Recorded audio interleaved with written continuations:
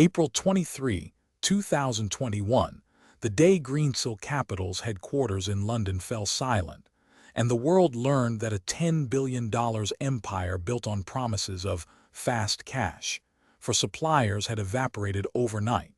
The shock rippled through factories in Vietnam, tech startups in Berlin, and the boardrooms of the world's biggest banks, revealing how a single supply chain finance firm could become a hidden lever of systemic risk. Greensill was born in 2011, the brainchild of former hedge fund manager Lex Greensill, who saw an untapped niche in the global supply chain.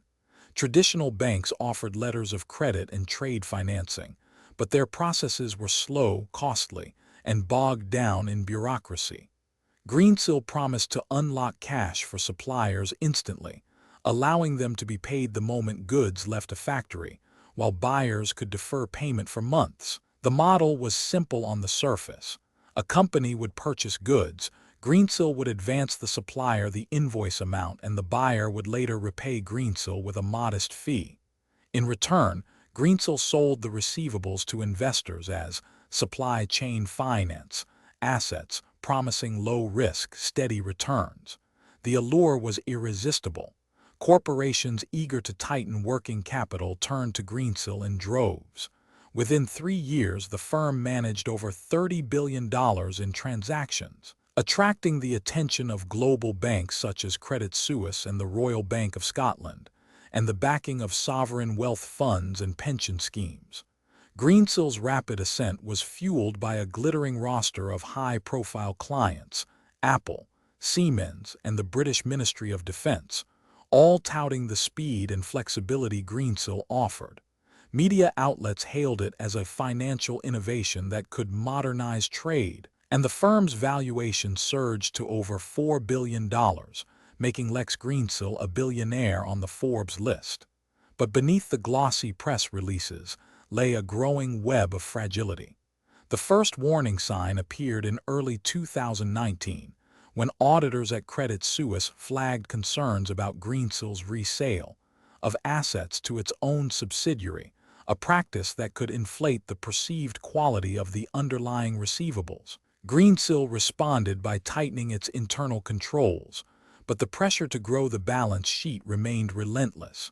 By mid-2020, the firm's core assets, those tied to blue-chip corporations, accounted for less than half of the portfolio, with the rest comprised of non-core invoices from smaller, less transparent suppliers. These non-core assets were often bundled and sold to investors under the same low-risk label, blurring the line between high-quality and speculative exposure. Regulators began to notice. In September 2020, the European Central Bank warned that the rapid expansion of supply chain finance could hide hidden concentrations of risk, especially when assets were repackaged and sold across borders. Meanwhile, the Financial Conduct Authority in the UK opened a preliminary inquiry into Greensill's disclosure practices, focusing on whether investors were adequately informed about the true credit quality of the receivables they were buying. The final cracks appeared in early 2021. Greensill's flagship product, Supply Chain Finance 2.0, relied heavily on a single large client, a conglomerate in the United Arab Emirates that used Greensill's platform to finance a sprawling network of subcontractors. When that client defaulted on a $1.5 billion tranche of invoices due to a regional economic slowdown, Greensill's balance sheet took a massive hit. At the same time, Credit Suisse, which had amassed a $10 billion special purpose vehicle, SPV, containing Greensill-originated assets, discovered that many of those assets were either overdue or had been double-counted. The bank's internal audit team raised alarms that the SPV's underlying collateral might be worth as little as half of its reported value. On March 8, 2021, Credit Suisse announced it would freeze the SPV and began liquidating its holdings. The news sent Greensill's stock, though privately held, into a freefall, and the firm's cash reserves evaporated as lenders demanded immediate repayment. Within days, The firm's chief financial officer resigned, and Lex Greensill was forced to admit that the business model is not as simple as we initially thought. By March 15, the UK's Financial Conduct Authority revoked Greensill's authorization to conduct regulated activities, effectively barring it from operating in the country. The following week, Greensill filed for insolvency in both the United Kingdom and the United States, leaving thousands of suppliers unpaid and investors scrambling to salvage their funds. The fallout was swift and far-reaching.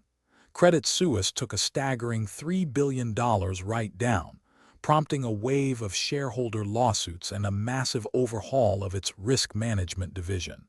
The UK's Treasury launched a parliamentary inquiry, demanding answers on how a private firm could have accumulated such systemic exposure without adequate oversight. The inquiry revealed that Greensill had leveraged resale transactions to repeatedly sell the same invoices to multiple investors, effectively double-counting assets and inflating the perceived size of its balance sheet. Moreover, it emerged that Greensill had engaged in circular financing, where funds from one investor were used to pay another, creating an illusion of liquidity that could not be sustained once the inflow of new capital dried up. For the suppliers caught in the crossfire, the consequences were immediate.